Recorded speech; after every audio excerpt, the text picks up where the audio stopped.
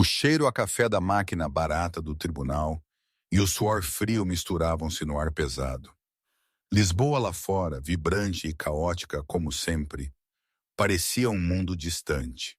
A sala de audiências estava cheia, sufocante, mas os meus olhos não conseguiam desviar-se de João, ali à minha frente. O João, ou melhor, o ex-João. Estava pálido, a camisa de seda vincada e os cabelos despenteados. Não era o João que eu conheci, o que eu amei, o que me descartou como um lixo há uns meses. Ah, os meses. Parece que já se passou uma eternidade desde que aquela caneta pareceu pesar uma tonelada na minha mão.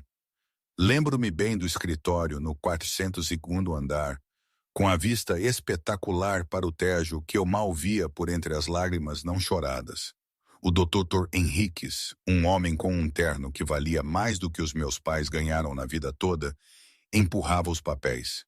Assine aqui, senhora Correia, e aqui, e rubrique na página 32.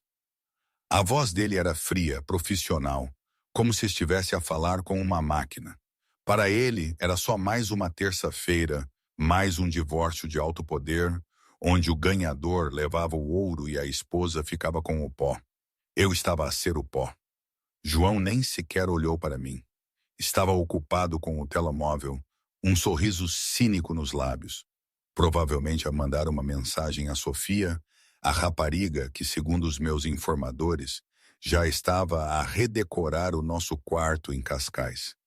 Como é que se esquece 10 anos de vida, de parceria, de suor, e os reduz a 50 mil euros? 50 mil euros. Para começar do zero numa cidade como Lisboa, é tipo um relógio a fazer tic-tac muito, muito alto.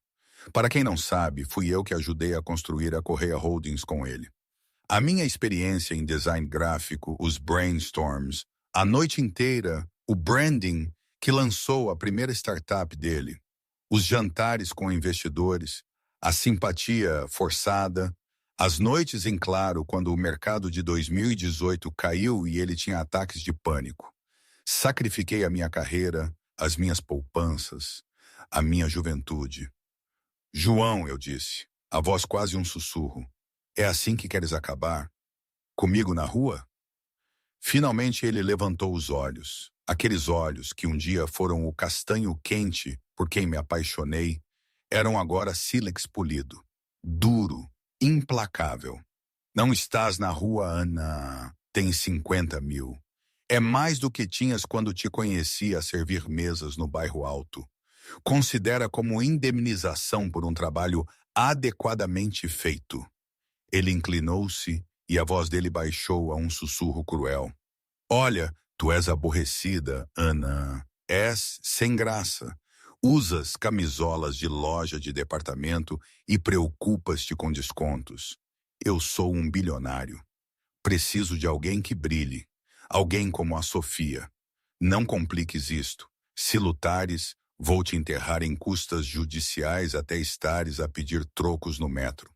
Aceita o cheque. Vai. A crueldade cortou-me a respiração, afiada e física, como um murro no estômago. Olhei para os papéis. Se eu lutasse, ele tinha razão. Ele tinha equipas de tubarões como o Dr. Henriques. Eu não tinha nada. Nenhuma família para onde voltar. Nenhuma poupança que ele não tivesse drenado ou escondido em contas offshore que eu não conseguia aceder. O silêncio estendeu-se na sala, espesso e sufocante. Abri a caneta. Não chorei, não gritei. Apenas assinei o meu nome. Ana Correia. A cada traço senti uma sensação estranha. Não era derrota. Era como se estivesse a cortar um membro que estava gangrenado há anos. Feito, sussurrei.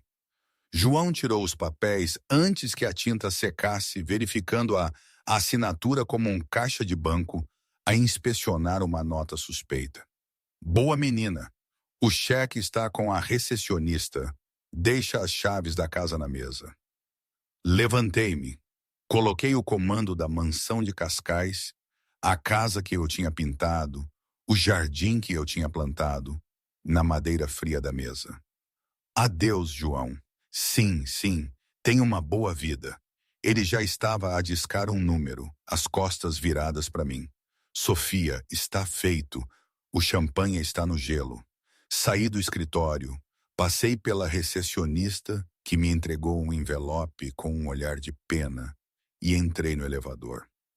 Enquanto as portas se fechavam, vi o meu reflexo no latão polido.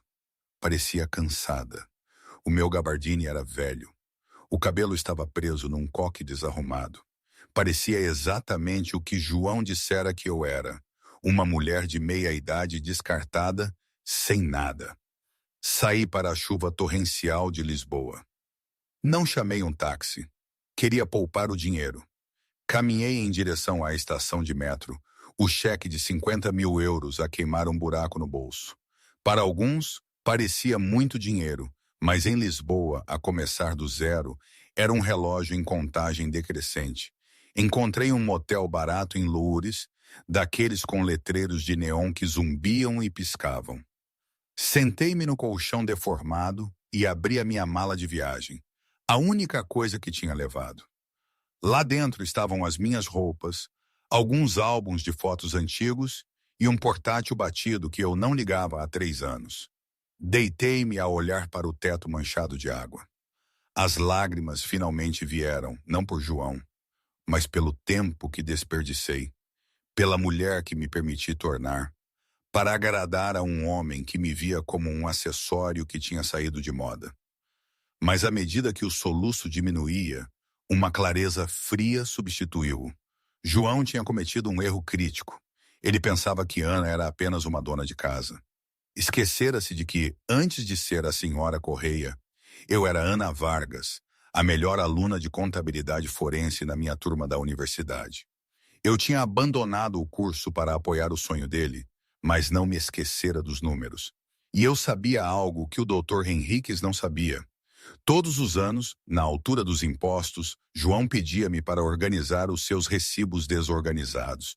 Ele pensava que eu apenas os arquivava. Ele não sabia que eu os lia.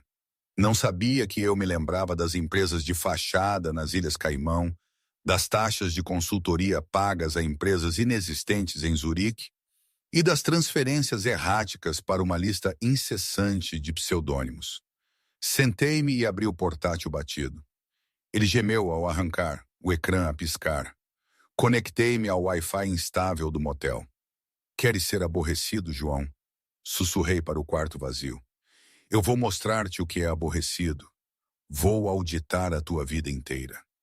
O ecrã brilhou em azul no quarto escuro. Eu ainda não precisava de um advogado. Precisava de provas, e tinha todo o tempo do mundo. Na manhã seguinte, Ana não procurou um apartamento. Foi a uma biblioteca pública. Precisava de um lugar sossegado com internet mais rápida. Passei 12 horas naquele dia a cruzar registros públicos da Correia Holdings com a memória fotográfica que tinha daqueles recibos desorganizados. Foi por volta das 16h do terceiro dia da minha nova vida que o vi. Estava sentada num canto da biblioteca, rodeada de pilhas de papel, a parecer frenética. Um homem estava sentado a 2 mesas de distância. Era mais velho, talvez nos seus 60 anos, a usar um casaco de tweed que já vira melhores dias, e a ler um livro grosso sobre direito marítimo. Tinha um rosto gentil, marcado pelo sol e pela idade, com cabelos brancos como neve. O meu estômago roncou alto. Não comia desde um baguel às 6 da manhã. O homem levantou os olhos, os seus a piscar por trás de óculos de armação fina. Pôs a mão na mala e tirou uma maçã verde. Rolou-a pela mesa na minha direção. Combustível, disse ele simplesmente. Pareces que estás a tentar resolver o código Enigma ali. Corei, apanhando a maçã. Algo do gênero. Obrigada. Sou o Pedro, disse o homem. Normalmente sento-me ali, mas parecias que estavas a construir uma fortaleza, então semeei o território. Sou a Ana, e lamento. Posso mudar-me? Bobagem, Pedro sorriu. Gosto da energia. É focada. Vingativa, talvez, ou apenas determinada. Parei. Olhei para aquele estranho. Havia algo desarmante nele. Um pouco de ambos, admiti.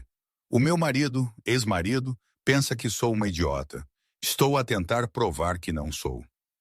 Pedro acenou com a cabeça lentamente. O pior erro que um homem pode cometer é subestimar a pessoa que sabe onde estão os esqueletos enterrados. Em que área ele trabalha? Tecnologia, imobiliário, fraude, principalmente se eu conseguir provar. As sobrancelhas de Pedro arquearam-se. Fraude. Essa é uma palavra pesada, Ana. Ele tem contas nas Ilhas Caimão sob o nome Blue Heron Holiday. Ele pensa que são impossíveis de rastrear porque lava o dinheiro através de uma fundação de caridade. Mas a caridade não tem despesas operacionais. Pedro parou de sorrir, fechou o livro. Levantou-se e caminhou até a minha mesa, a olhar para a minha folha de cálculo. Estudou os números por um longo momento. O seu comportamento a mudar de avô gentil para algo mais afiado, mais predatório. Encontraste o ciclo de lavagem, Pedro murmurou. A maioria das pessoas falha na variação das despesas de caridade. Apanhaste-a em quanto tempo? 3 dias, disse. Pedro olhou para mim. Realmente olhou para mim pela primeira vez. Tens um talento, Ana. Mas estás a fazer isso da forma mais difícil. Os registros públicos só te levarão até certo ponto. Precisas dos livros razão do banco. Não consigo isso. Não sou ninguém. Ninguém é algo poderoso de se ser, disse Pedro. Pôs a mão no bolso do casaco de tweed e tirou um cartão. Não era um cartão de visitas. Era um cartão branco simples, com um único número de telefone escrito à mão. Tenho, digamos, um passatempo. Ajudo as pessoas a encontrar coisas perdidas ou a esconder coisas que precisam de ser escondidas. Liga para este número exatamente às 9 horas da manhã de amanhã. Pede pelo arquivista. Quem é você? Perguntei, segurando o cartão. Apenas um homem que aprecia uma boa auditoria. Pedro piscou o olho. E Ana, compra-te uma sanduíche melhor. Não se derruba um bilionário de estômago vazio. Ele afastou-se, deixando-me com uma maçã, um número misterioso e a primeira faísca de esperança que sentia em meses. Eu não sabia ainda, mas o homem do casaco de tweed não era apenas um frequentador da biblioteca. Pedro Castello era o CEO reformado da Castello Aços, um homem que valia 14 mil milhões, que passara a última década a viver discretamente porque estava aborrecido com bajuladores. Ele procurava um protegido, alguém com garra, e acabara de a encontrar a comer uma maçã verde numa biblioteca de Lourdes. Mas João Correia estava a agir rapidamente. Do outro lado da cidade, na penthouse, que Ana costumava limpar, João estava a estourar uma garrafa de Dom Perignon à liberdade. João brindou, batendo copos com a Sofia, uma modelo de 24 anos que já estava a cobiçar a pulseira de diamantes no pulso dela. Ela chorou? Perguntou Sofia, a rir. Não disse uma palavra, apenas assinou e saiu como um fantasma. Bom, Sofia ronronou. Fantasmas não nos podem fazer mal. João riu. Ela está provavelmente num parque de caravanas agora. Esquece-a. Ele não fazia ideia de que o fantasma estava atualmente a discar um número que faria todo o seu império desabar. A guerra tinha começado, e João era o único que não sabia que estava no campo de batalha. O telefone tocou exatamente uma vez antes de ser atendido. Declare o seu propósito. Uma voz cortante, mecânica e desprovida de calor. Eu estava no beco estreito atrás do motel, a proteger o meu telefone da garoa matinal. Estou a ligar para o arquivista. Pedro disse para ligar. Código de referência. Pisquei. Ele deu-me uma maçã verde e disse: eu encontrei o ciclo de lavagem.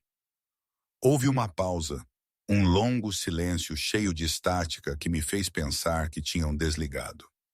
Depois, a voz voltou, humana desta vez, a soar divertida. A maçã. Muito bem. Um carro irá buscá-la nas suas coordenadas atuais em 15 minutos. Não se atrase. 15 minutos depois, uma berlina preta mate com vidros fumados parou no passeio. O motorista, Uma montanha de homem com um pescoço tão grosso quanto um tronco de árvore abriu a porta sem uma palavra. Hesitei, apertando a minha mala do portátil. Aquilo era insano. Estava a entrar no carro de um estranho com base numa conversa com um velho numa biblioteca. Mas depois lembrei-me da gargalhada de João quando me dispensou.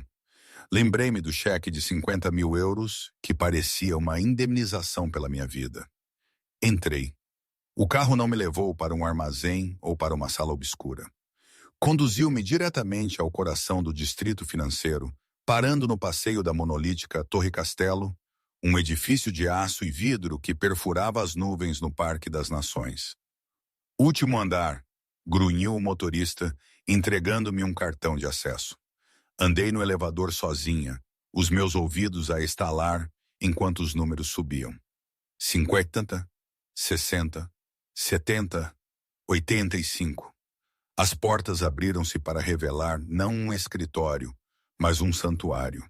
As paredes estavam forradas com livros do chão ao teto. Uma lareira crepitava numa lareira de pedra grande o suficiente para se ficar de pé. E ali, sentado atrás de uma secretária feita de uma asa de avião recuperada, estava Pedro. Ele não estava a usar o casaco de tweed hoje. Usava um terno azul marinho feito à medida que sussurrava poder. Vieste, disse Pedro, sem levantar os olhos de um dossiê que lia. A maioria das pessoas não vem, ficam com medo, pegam nos 50 mil e mudam-se para o Alentejo. Não gosto do Alentejo, disse pisando o tapete persa felpudo. E não gosto de perder. Pedro levantou os olhos fechando o dossiê. Bom, porque João Correia está prestes a ter um ano muito bom. Ele planeia abrir o capital da Correia Holdings na Bolsa de Londres. O IPO está projetado para o tornar bilionário 3 vezes. Se ele conseguir, será intocável. Senti um nó frio no estômago. Ele não pode abrir o capital. Os livros estão manipulados. Se os reguladores virem as contas Blue Heron... Ele escondeu a Blue Heron, Pedro interrompeu. Desde esta manhã, essas contas foram eliminadas, dissolvidas. O dinheiro foi transferido. Transferido para onde? Pedro levantou-se caminhando até a janela que dava para a cidade. Isso é o que tu vais descobrir. Eu sei que João é um fraudador. Eu sei há anos. Ele roubou um algoritmo proprietário da minha empresa em 2015, o código que construiu o império dele. Mas eu não consegui provar. Ele é escorregadio. Ele encobre os seus rastros com camadas de empresas de fachada e subornos. Pedro virou-se para mim, os olhos intensos. Eu não quero apenas processá-lo, Ana. Quero obliterar o legado dele. Quero comprar a Correia Holdings por €1 quando as ações caírem. Mas não consigo fazê-lo de fora. Preciso de alguém que saiba como ele pensa. Alguém que saiba as palavras passe dele, os hábitos dele, os segredos dele. Eu sei todos eles, disse a voz firme. Eu sei que ele usa o aniversário da mãe para o cofre pessoal, mas a data em que o primeiro cão dele morreu para suas encriptações digitais. Sei que ele guarda backups físicos de tudo porque é paranoico com hackers. Ele tem um livro negro. Ele chama-lhe o seu livro do juízo final. Os olhos de Pedro arregalaram-se ligeiramente. Um livro razão físico em 2024. Ele não confia na Cloud com as coisas incriminatórias. Ele diz que a Cloud tem ouvidos. Pedro sorriu um sorriso lento e predatório. Onde está este livro? Costumava estar na casa de Cascais. Mas se ele for inteligente, e ele é, ele o moveu quando me expulsou. Ele mantê-lo-ia perto, num lugar que ele considera sagrado.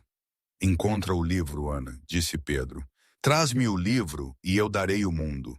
Vou financiar a tua equipa legal. Vou contratar os melhores contadores forenses para te apoiar. Vou dar-te uma plataforma para o destruir completamente. Não tenho recursos para o encontrar, admiti. Tenho um quarto de motel e um portátil de 2019. Pedro apertou um botão na sua secretária. As pesadas portas de carvalho abriram-se e uma jovem entrou.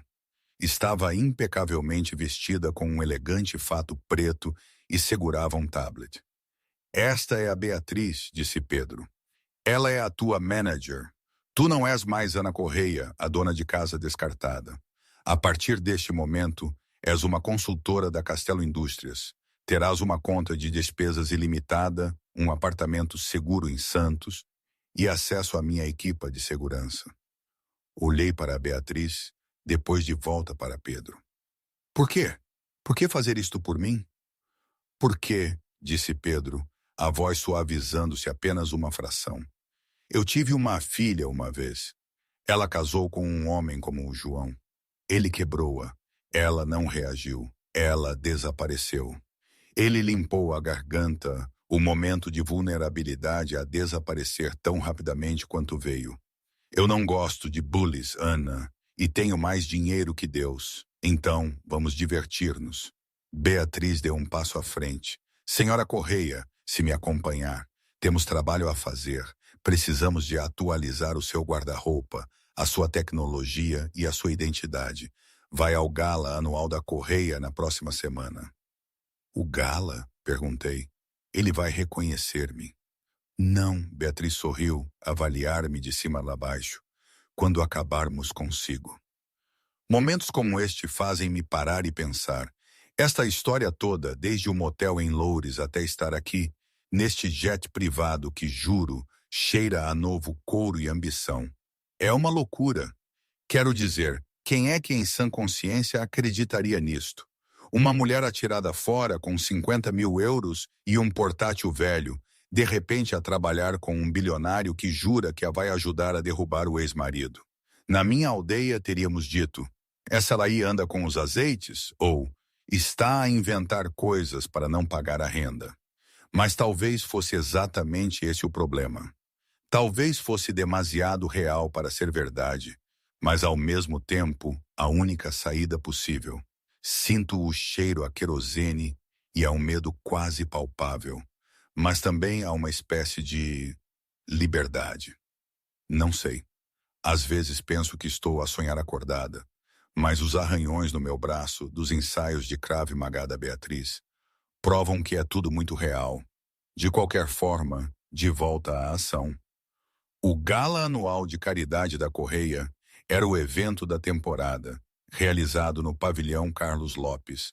Era uma convergência de dinheiro antigo, nova riqueza tecnológica e os desesperados social climbers, a tentar preencher a lacuna. João Correia estava no topo da grande escadaria, um copo de whisky na mão. Parecia impecável num smoking Tom Ford. Ao lado dele, Sofia brilhava num vestido prateado que deixava pouco à imaginação. Ela estava aborrecida a percorrer o Instagram no telemóvel, ocasionalmente levantando os olhos para oferecer um sorriso insípido a um senador que passava. Guarda o telemóvel, João sibilou. A administração está a observar. Relaxa, amor, Sofia retrucou, embora tenha baixado o telemóvel. Isto é aborrecido. Quando podemos ir? Quando eu garantir o voto dos mercados asiáticos. João murmurou. Ele varreu a sala, sentia-se como um rei. Ele tinha conseguido. O divórcio estava finalizado. Ana tinha desaparecido. E o IPO estava a semanas de distância. Ele era invencível. À entrada, um silêncio caiu sobre a multidão. As cabeças viraram-se. Sussurros ondularam pelo salão como uma onda. João franziu a testa ao olhar para a porta. Quem é aquela? A entrar estava uma mulher que parecia ter sido esculpida pela luz da lua. Ela usava um vestido esmeralda profundo que abraçava todas as curvas, feito de veludo que parecia engolir a luz. O cabelo dela, que João se lembrava ser rato e sempre preso, era um rio em cascata de ondas castanhas. Ela usava diamantes no pescoço, diamantes sérios, do tipo que exigiam uma equipa de segurança. Mas foi a maneira como ela andava que o confundiu. Queixo erguido, olhos afiados, a mover-se com a graça de um predador. É ela? Sofia apertou os olhos. É a tua ex? João riu nervosamente. A Ana? A Ana compra a roupa em saldos. Aquela mulher está a usar alta costura. E olha com quem ela está. A mulher estava de braço dado com um homem mais jovem e bonito, Tiago Castelo, o filho de Pedro, um playboy, conhecido e um feroz tubarão corporativo. Eles moviam-se pela multidão, cumprimentando pessoas. João observava, transfixado. À medida que se aproximavam, a mulher virou a cabeça, os olhos fixos nos dele. Era a Ana, mas não era a Ana que ele conhecia. O calor tinha desaparecido. Os olhos dela eram gélidos. Ela ofereceu-lhe um pequeno e educado aceno, do tipo que se dá a um servo, e voltou a atenção para Tiago, rindo de algo que ele sussurrou. É ela! Sofia ofegou. O que é que ela está a fazer aqui? Não sei, João rosnou, pousando o copo. Mas vou descobrir. Ele desceu as escadas, abrindo caminho pela multidão. Aproximou-se deles perto da área das esculturas. Ana, disse João, a voz tensa, virei-me lentamente como se tivesse sido interrompida de um pensamento muito importante. Oh, olá, João, o que é que estás a fazer aqui? Isto é um evento privado. Os bilhetes custaram 5.000 por lugar. O Tiago convidou-me, disse suavemente, gesticulando para o meu acompanhante. Estamos a discutir uma potencial parceria. Sou consultora da Castelo Indústrias agora. João sentiu o sangue fugir-lhe do rosto. Castelo? Tu não sabes a primeira coisa sobre negócios. Sei o suficiente, sorri, e foi uma visão aterradora. Sei sobre variações de despesas operacionais. Sei sobre roteamento, offshore. Sei sobre a Blue Heron. Deixei cair o nome suavemente como uma pena. João congelou. Os seus olhos moveram-se rapidamente para ver se alguém tinha ouvido. Não sei do que estás a falar. Claro que não, disse Ana. Aproveita a tua noite, João. Os camarões estão excelentes, embora eu ouça que o prato principal vai ser difícil de engolir. Peguei no braço do Tiago e afastei-me, deixando João ali, a suar no seu fato de 5.000 euros. Ela sabe, João sussurrou para si mesmo. O pânico, frio e aguçado, perfurou a sua arrogância. Ele tirou o telemóvel e enviou uma mensagem ao seu chefe de segurança, um homem chamado Hugo. Verifica o cofre agora, o da casa do barco. Do outro lado da sala, senti o meu telemóvel vibrar na minha clutch. Não olhei. Eu sabia o que dizia. Eu tinha clonado o telemóvel de João há 3 dias, quando ele estava no ginásio, usando um scanner de proximidade que a Beatriz me tinha dado. Li a mensagem no meu próprio ecrã. Verifica o cofre agora, o da casa do barco. Apertei o braço de Tiago. A casa do barco, sussurrei. Ele não a moveu para o escritório. Ele moveu-a para o seu refúgio privado na Serra da Estrela. Tiago acenou com a cabeça, mantendo o sorriso colado para as câmaras. Pedro tem uma equipa em stand-by, mas a casa do barco é uma fortaleza. Fechaduras biométricas, reconhecimento de voz. Eu conheço a voz dele, disse. Tenho gravações dele do nosso vídeo de casamento, de mensagens de voz. A Beatriz sintetizou-as. E tenho as impressões digitais dele. Como? Perguntou Tiago. Tirei uma flute de champanhe de um tabuleiro que passava. Segurei-a, de quando ele agarrou o meu braço no escritório do advogado. Guardei o casaco. Tirei a impressão eu mesma. Tiago olhou para mim com admiração genuína. Lembra-me de nunca me divorciar de ti. Foco, Tiago. Temos a localização, mas precisamos da chave física. Ele a mantém consigo sempre. Analisei João do outro lado da sala. Ele parecia agitado, a beber muito agora. Continuava a acariciar o bolso interior do smoking. Bolso esquerdo do peito, notei. Ele está a verificar a cada 30 segundos. Está lá. Então precisamos de roubar um bilionário rodeado de seguranças, Tiago ponderou. Fácil. Não preciso de o roubar, disse, os olhos semicerrados. Só preciso que ele tire o casaco. E como propões isso? Avistei um empregado a carregar um tabuleiro de vinho tinto. Calculei a trajetória. Olhei para Sofia, que estava a fazer beicinho perto de uma escultura, à procura de atenção. Observa, disse. Afastei-me de Tiago e caminhei em direção às casas de banho, cronometrando o meu caminho para interceptar com Sofia. Ao passar, pisei acidentalmente na cauda do vestido de Sofia. Sofia tropeçou para a frente, chocando com o empregado. O tabuleiro de vinho tinto voou pelo ar. Não atingiu Sofia. Atingiu João, que acabara de se aproximar para a repreender. Splash! Galões de caro Cabernet encharcaram a parte da frente da camisa branca de João e pingaram pelo seu casaco. A sala ofegou. Sua idiota! João rugiu para Sofia, o rosto a ficar roxo. Eu não fiz isso!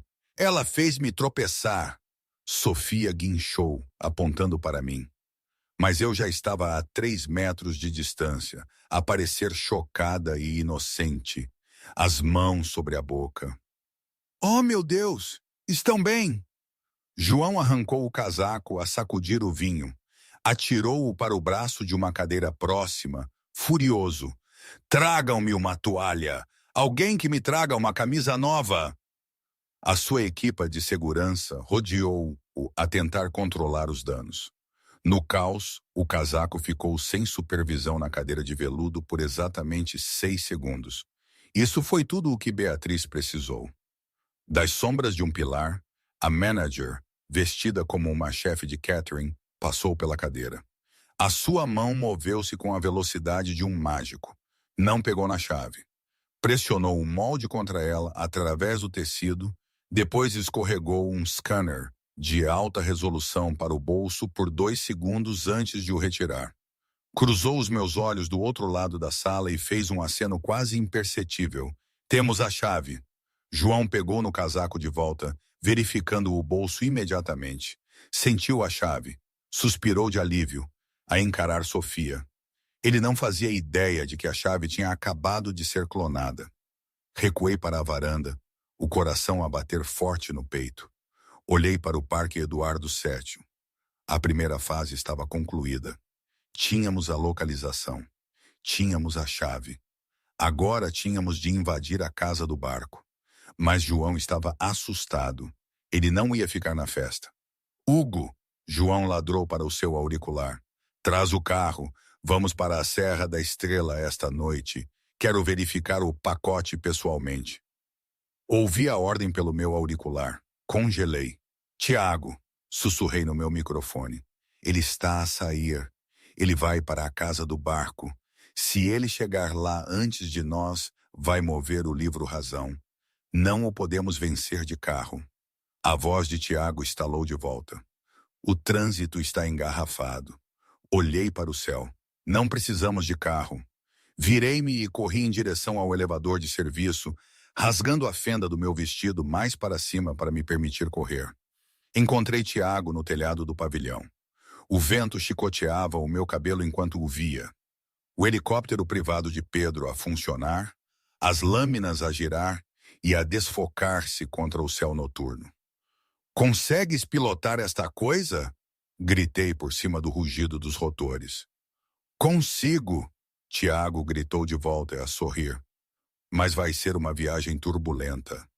Subi para o cockpit, apertando o cinto. Olhei para as luzes da cidade uma última vez. A dona de casa tinha desaparecido. A vítima estava morta. Vamos buscar a minha pensão de divórcio, disse. O helicóptero inclinou-se acentuadamente, a subir sobre o rio Tejo, a competir com a berlina preta, que acelerava para norte na autoestrada lá embaixo. A corrida pelo livro do juízo final tinha começado. O helicóptero cortou as densas nuvens de tempestade sobre a Serra da Estrela, agitado por ventos que faziam a estrutura de metal gemer. Tiago lutava contra os controlos, os nós dos dedos brancos. Não consigo aterrar na plataforma, gritou pelo headset. O cisalhamento do vento é demasiado forte perto dos penhascos. Tenho que nos pousar na clareira a meio quilômetro a sul. Faz isso, comandei. Estava a verificar o ponto de localização no tablet. João está a 10 minutos de distância. Ele está a conduzir como um maníaco. O helicóptero desceu rapidamente, ramos de árvores a bater contra os patins de aterragem. Assim que tocaram no campo lamacento, abri a porta. A chuva encharcou instantaneamente o meu vestido, o veludo pesado a agarrar-se às minhas pernas. Não me importava. Tirei os meus sapatos de salto alto e puxei um par de botas táticas do kit de sobrevivência debaixo do assento. Fica com o pássaro, mantém os rotores a girar, gritei para Tiago. Não podes ir sozinha. Conheço o traçado. Tu mantens o motor a funcionar para a extração. Corri para a floresta escura. Ramos rasgavam o meu vestido e arranhavam o meu rosto, mas não senti dor, apenas uma adrenalina fria e implacável. Eu conhecia estas matas. Tinha-as percorrido 1000 vezes durante os fins de semana solitários, enquanto João estava a trabalhar em Lisboa. Cheguei ao perímetro da propriedade. A casa do barco ficava na margem do Lago Escuro, uma estrutura moderna de vidro e aço. Parecia pacífica, mas eu sabia que era uma fortaleza. Cheguei ao teclado. As minhas mãos tremiam. Foco! Segurei o comando clonado contra o sensor. Bip! A luz vermelha ficou verde. Primeiro passo concluído. Empurrei a porta. O interior estava completamente escuro. Toquei no meu auricular.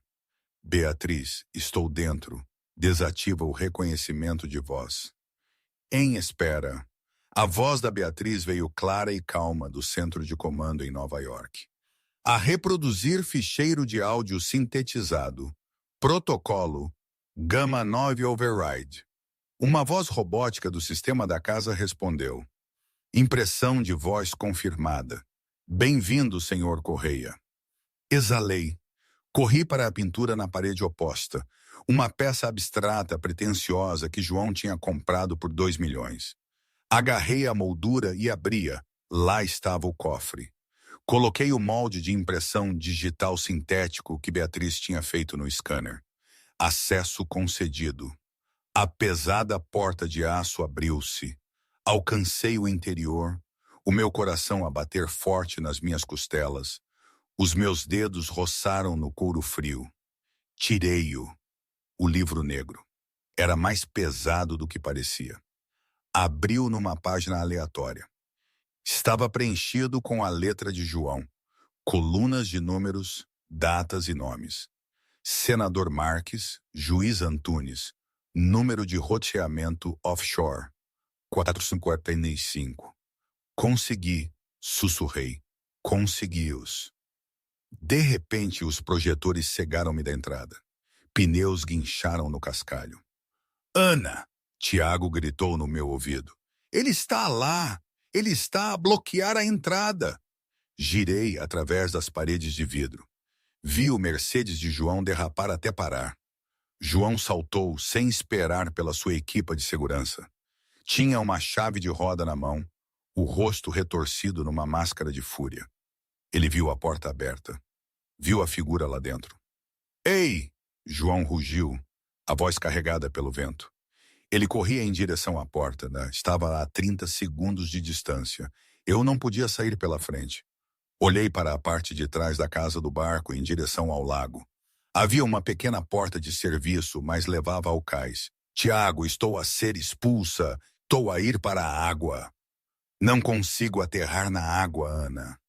Apenas sobe com a aeronave, paira sobre a ponta do cais. Empurrei o livro-razão para a cintura impermeável do meu vestido e corri para a porta traseira. Saí para o cais de madeira no momento em que João arrombava a porta da frente da casa do barco. Ana! João gritou, vendo a minha figura a correr. Eu vou matar-te! Ele perseguiu-me. Ele era mais rápido. A chuva tornava a madeira escorregadia. Escorreguei, o meu joelho batendo no convés, mas consegui levantar-me. O helicóptero rugia por cima. A corrente descendente agitava a água do lago em frenesim. Tiago baixou o helicóptero o mais baixo que ousava. Os patins pairavam a 1,5 metros acima do cais a balançar. Solta! Tiago gritou. Cheguei à ponta do cais. João estava a 3 metros atrás de mim. Ele investiu, brandindo a chave de roda. Falhou a minha cabeça por centímetros, estilhaçando o corrimão de madeira. Não olhei para trás. Saltei para o vazio. As minhas mãos agarraram o metal frio do patim do helicóptero. O meu corpo pendia sobre a água escura. Puxa para cima! Puxa para cima! Gritei. João chegou à ponta do cais a tentar agarrar o meu tornozelo. As pontas dos seus dedos roçaram a minha bota, mas o helicóptero subiu, elevando-me para fora do alcance. João ficou na ponta do cais, encharcado pela chuva. A ver a sua ex-mulher a pender do patim de aterragem de um helicóptero de um bilionário, a levar os segredos da sua vida para a noite. Atirou a chave de roda para o lago e soltou um grito primal de derrota. De volta à segurança da Torre Castelo, a atmosfera era elétrica. Pedro Castelo estava à cabeceira da mesa, a usar um roupão de seda, a examinar o livro Razão com uma lupa de joalheiro. Sentei-me em frente a ele, envolvida num cobertor, a tremer ligeiramente, uma chávena de chá quente nas mãos. Pedro fechou o livro, tirou os óculos e olhou para mim com pura reverência. Tu não encontraste apenas fraude fiscal, Ana, disse Pedro suavemente. Tu encontraste traição. Traição? Perguntei. Ele tem vendido dados de utilizadores das suas plataformas tecnológicas a agências de inteligência estrangeiras. Tem lavado dinheiro para cartéis para sustentar as suas perdas imobiliárias. Se isto for divulgado, ele não vai apenas para a prisão. Ele vai para um local negro. Então nós divulgamos, disse. Enviamos para o Times esta noite. Não, disse Pedro. Se o vazarmos agora, ele alegará que é uma falsificação. Ele vai mudar a narrativa. Ele controla os ciclos de media. Ele dirá que és uma ex-mulher amargurada que forjou documentos para o extorquir. Ele vai enterrar a verdade no ruído. Então, o que fazemos? Deixamos que ele me processe? Pedro sorriu. Piscamos os olhos. Desculpe. João é arrogante, explicou Pedro. Ele sabe que tens o livro. Ele já apresentou uma injunção de emergência, alegando que roubaste segredos corporativos proprietários. Ele quer silenciar-te. Ele exigiu uma audiência de emergência no Tribunal Superior amanhã de manhã para obter uma ordem de restrição e um mandado de prisão. Ele quer prender-me? Sim. E vamos deixá-lo tentar porque num tribunal, uma vez que as provas são registradas para te defenderes, tornam-se registro público e tornam-se privilegiadas.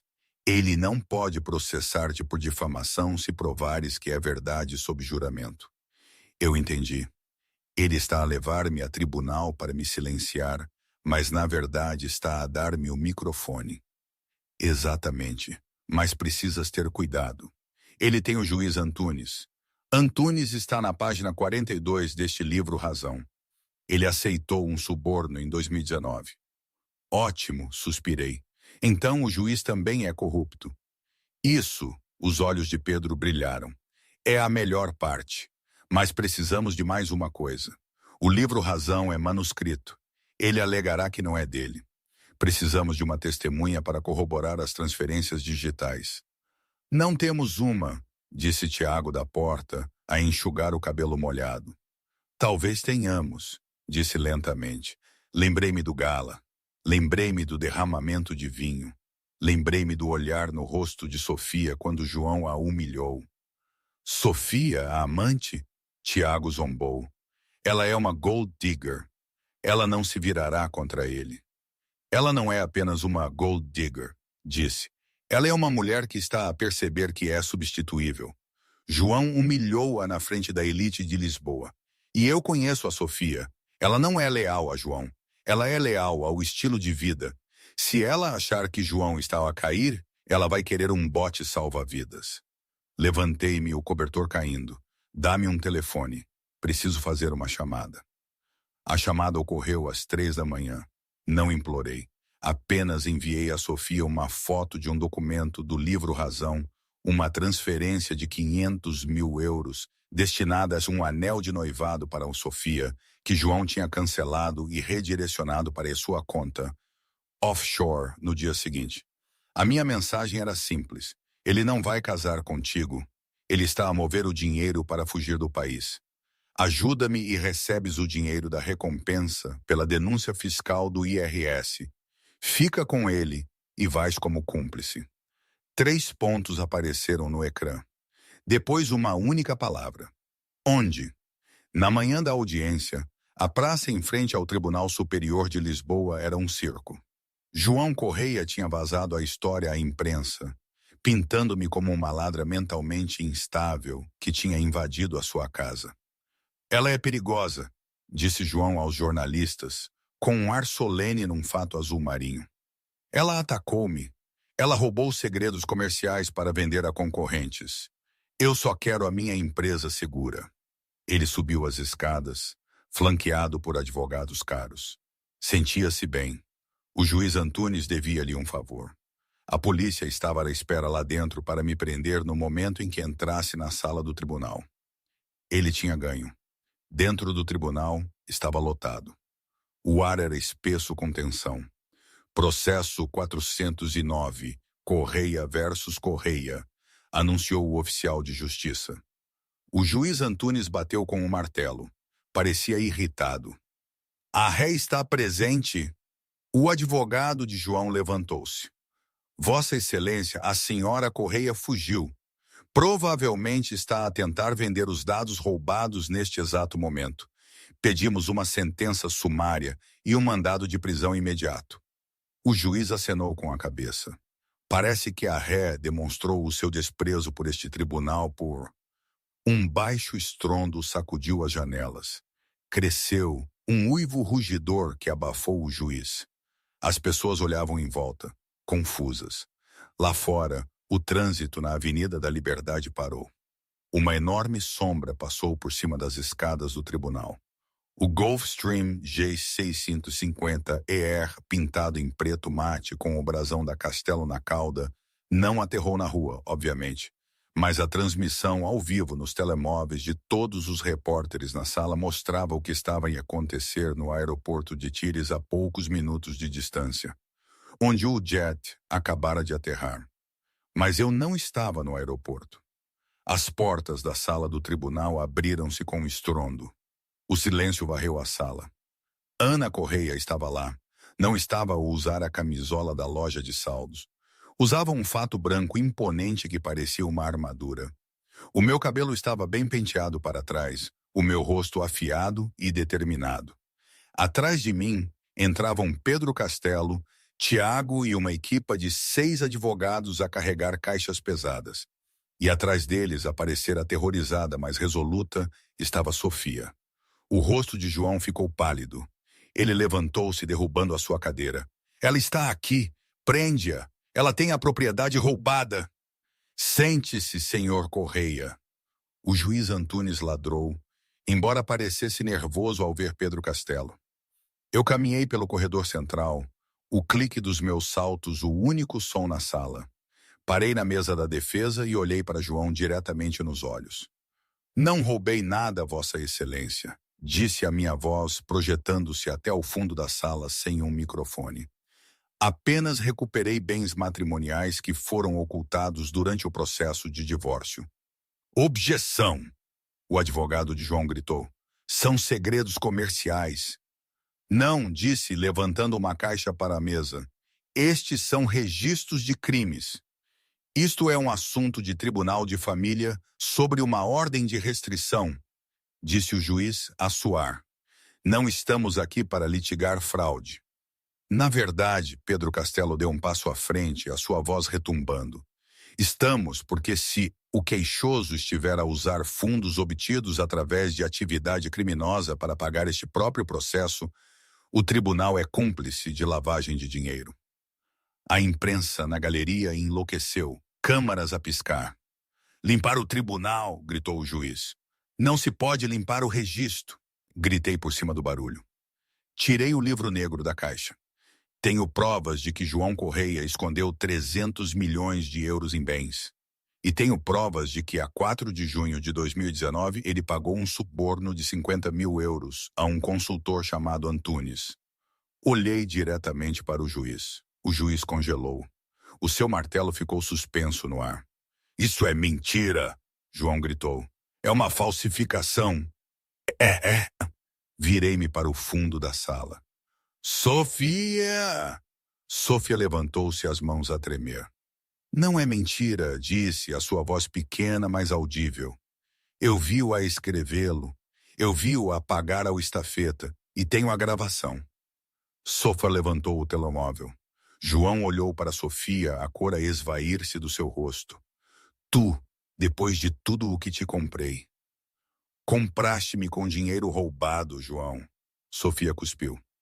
A sala do tribunal explodiu em caos. Os seguranças tentaram restabelecer a ordem, mas era tarde demais. O fio tinha sido puxado. Olhei para João do outro lado do corredor. Ele parecia pequeno agora. A fachada de bilionário estava a desmoronar-se. Eu disse-te, disse, a minha voz calma no meio da tempestade. Eu não sou aborrecida, João. Eu sou minuciosa. Mas o drama não tinha terminado. Enquanto os seguranças se moviam para garantir a sala, um homem num gabardine levantou-se da última fila. Ele mostrou uma insígnia. PJ, anunciou. Ninguém sai da sala. Senhora Correia, por favor, entregue o livro Razão. João sorriu fracamente. Vê, a polícia está aqui por ti. O agente passou por mim. Ele passou pela mesa da defesa. Ele parou na frente de João. João Correia, disse o agente puxando algemas, está sob prisão por extorsão, fraude eletrônica e conspiração. Virou-se para o banco. E o juiz Antunes também vai precisar de falar consigo. Observei enquanto algemavam João. Ele olhou para mim uma última vez, os olhos cheios de choque. Ele murmurou uma palavra. Eu não respondi. Simplesmente peguei na minha mala, virei-me para Pedro e sorri. Acho que disse, estou pronta para o almoço agora. 6 meses tinham passado desde que o martelo do juiz caiu na sala do juiz Antunes. Ou melhor, desde que ficou suspenso no ar pela chegada da PJ. As consequências foram nucleares. O escândalo Correia dominou o ciclo de notícias por semanas. João Correia, o Golden Boy do mundo da tecnologia, foi exposto não como um gênio, mas como um artista de golpes glorificado que construíra o seu castelo num pântano de dinheiro, de cartel lavado e algoritmos roubados. As ações da Correia Holdings não apenas caíram, elas evaporaram. Numa manhã fresca de terça-feira em maio, eu estava no grande foyer da propriedade de Cascais. A casa estava vazia agora. A mobília tinha sido apreendida pela polícia, a arte leiloada para pagar credores. Os pisos de mármore, que outrora ecoavam com os sons das festas pretensiosas de João, estavam em silêncio. Vendida, disse o leiloeiro, a sua voz ecoando no salão vazio, para a Vance Trust por 4,2 milhões de euros. Baixei o meu leilão. Foi uma pechincha. A casa estava avaliada em 20 milhões, mas ninguém queria tocar numa propriedade manchada por tal escândalo. Ninguém, exceto Ana. Tens a certeza que queres viver aqui, Ana?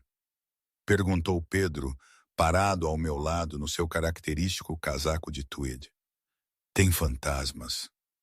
Não vou viver aqui, Pedro, respondi, olhando para o local no chão onde eu costumava esfregar marcas de sapatos de joelhos, porque João dizia que as empregadas falhavam em alguns pontos. Comprei-a para a demolir. Pedro levantou uma sobrancelha metaforicamente.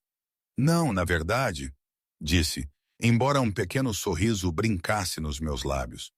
Vou derrubar a estrutura. Vou doar o terreno à cidade. Vai ser um parque. O Jardim Comunitário Ana Vargas. Acho que João odiaria isso. Crianças a brincar no seu relvado impecável. Cães a correr livremente. É perfeito. Ele odiaria. Pedro riu.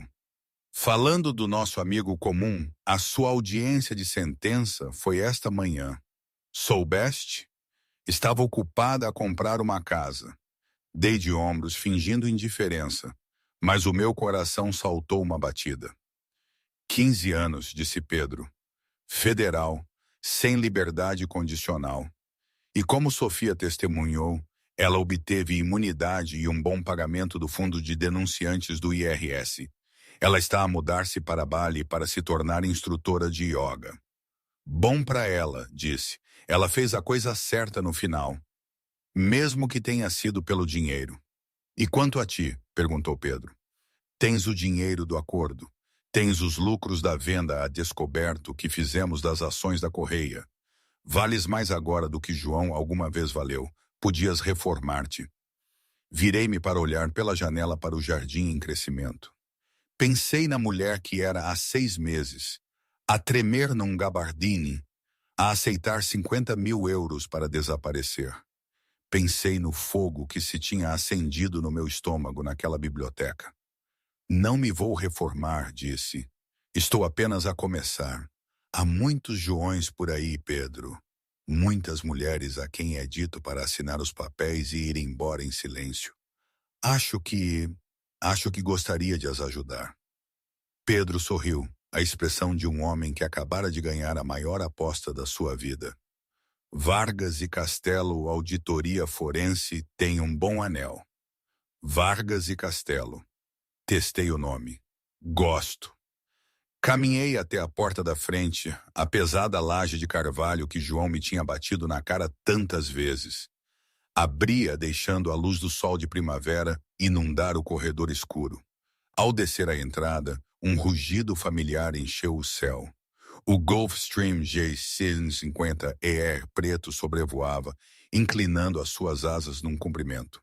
Tiago estava a pilotar, à espera para nos levar a Londres para a nossa primeira reunião internacional com um cliente. Não olhei para trás para a mansão. Verifiquei o meu relógio, um Patek Philippe que eu própria comprei. Estava há horas, tinha o controlo e estava finalmente verdadeiramente livre. A mulher que aceitou o divórcio sem nada tinha regressado ao tribunal com tudo. E hoje? Não sei. Às vezes penso que foi a melhor coisa que me podia ter acontecido. Outras vezes, acho que cometi um erro, provavelmente ambos. É assim a vida, não é? Nada é definitivo, nada é perfeito, mas é a minha.